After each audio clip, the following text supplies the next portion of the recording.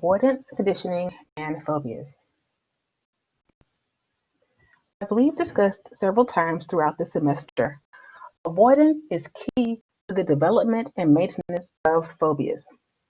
So phobias often develop because of a classically conditioned fear response that fails to extinguish because the individual avoids the feared stimulus. So you develop a classically conditioned fear response to, for example, dogs because you've been bitten by a dog. Because of your fear, you then avoid dogs, which leads to the development of a phobia. It intensifies your fear of dogs. So as we know, the only way to extinguish a classically conditioned fear response is by exposing yourself to the CS. So to cure your fear of dogs, you'd have to be exposed to dogs, but instead you avoid them and your fear gets worse. So avoidance really is fundamental. It is a key piece of the puzzle to developing and maintaining phobic responses. Now, not only is avoidance key to phobias, it's also very much involved in another disorder, obsessive compulsive disorder. And lots of times people kind of throw around the phrase OCD, but really, obsessive compulsive disorder is made up of two distinct parts. First, you have to have obsessions. These are persistent thoughts, impulses, or images. So there are thoughts, impulses, or images that you cannot stop. So things like, if I touch this, I'll get sick. If I drive, I might hit somebody and kill them. So you have these thoughts or impulses. If I go out in public, I might say something inappropriate.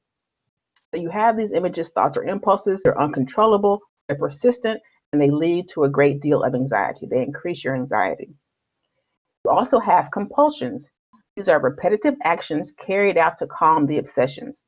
So these compulsions lead to a decrease in anxiety.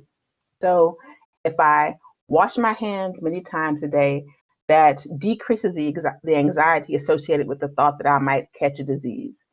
If I check around my car every few blocks when I'm driving, that eases my anxiety that I might hit somebody while I'm driving. If I stay inside my house compulsively, that leads to the decrease of the anxiety associated with the idea that if I go outside my house, I might say something inappropriate. So obsessions increase your anxiety.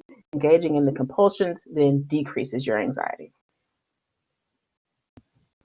So the two-process theory of avoidance that we talked about in the last lecture can help explain how avoidance is related to the development and maintenance of obsessive compulsive disorder. So again, this two-process theory of avoidance says that this reaction is made up of two distinct parts. First, you have a classical conditioning of a fear response to a conditioned stimulus. So in the case of obsessive compulsive disorder, for example, touching objects starts off as a neutral stimulus. But then you begin to associate touching objects with the persistent thought, the obsession of becoming contaminated. So when I touch objects, I have this thought that I'm going to become contaminated.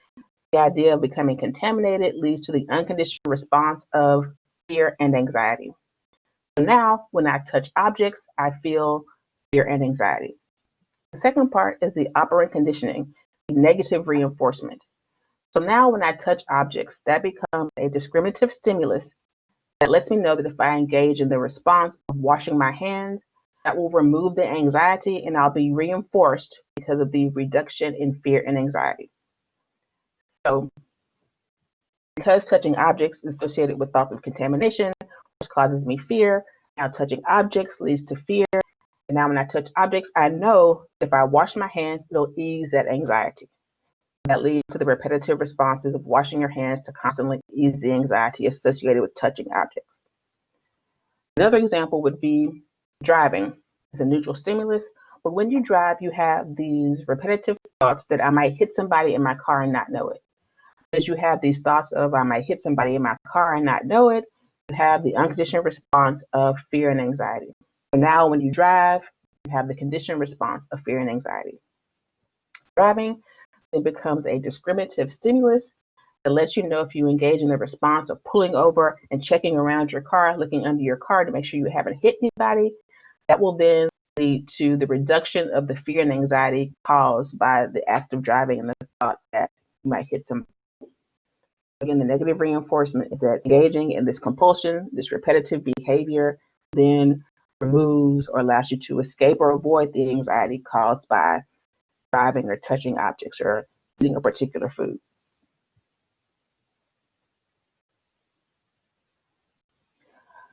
So OCD typically involves an active avoidance response. So to avoid the anxiety, the person with OCD has to do something. It's an active response. So washing your hand, checking under your car, those things are an activity you engage in that allows you to reduce your anxiety. In contrast, people with phobias typically have a passive avoidance response.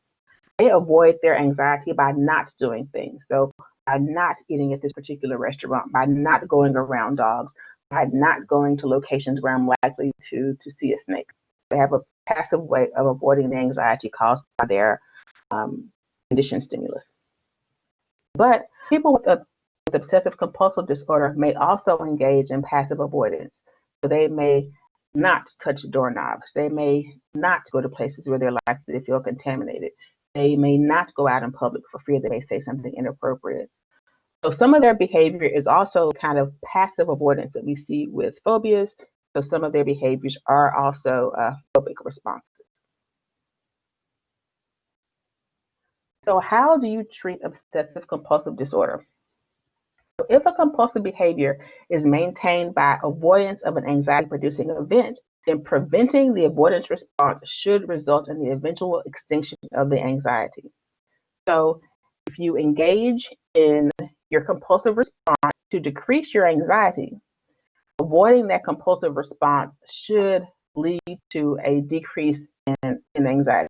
So in the same way that being exposed to the thing you fear and phobias will eventually lead to a decrease in your anxiety, being exposed to the thing that you fear with OCD, which is having to be exposed to this anxiety producing event without your coping mechanism, without your compulsion, that should also lead to the extinguishing of the OCD behaviors. So exposure and response prevention, ERP, was the first effective treatment developed for obsessive compulsive disorder. So this treatment involved prolonged exposure to the anxiety-producing event while not engaging in the compulsive behavior that reduces the anxiety. So having somebody touch objects, but then not allowing them to wash their hands. Then they have to sit with the anxiety. They have to sit with their persistent, intrusive thoughts of, oh, I'm going to get sick. I'm going to get disease. My hands are covered with germs. And they just have to sit with that thought without engaging in the hand washing until over time, naturally, that level of anxiety decreases. So you're exposed to the thing that you fear that increases your anxiety, but you then do not engage in your compulsion to decrease the anxiety. So that would be having the person drive, have those intrusive thoughts, those persistent thoughts of, what if I hit somebody with my car? What if there's a body under my car? And not allowing them to get out and check the car to relieve that anxiety. Over time, you sit, we know that our bodies can only maintain that level of fear and anxiety and arousal for a certain amount of time. It naturally reduces. If you allow yourself to go through the fear, go through the anxiety without engaging in the compulsion, over time that fear will decrease, and that will result in you not having to engage in the compulsion to bring down your fear. Your fear and anxiety will just lower itself naturally.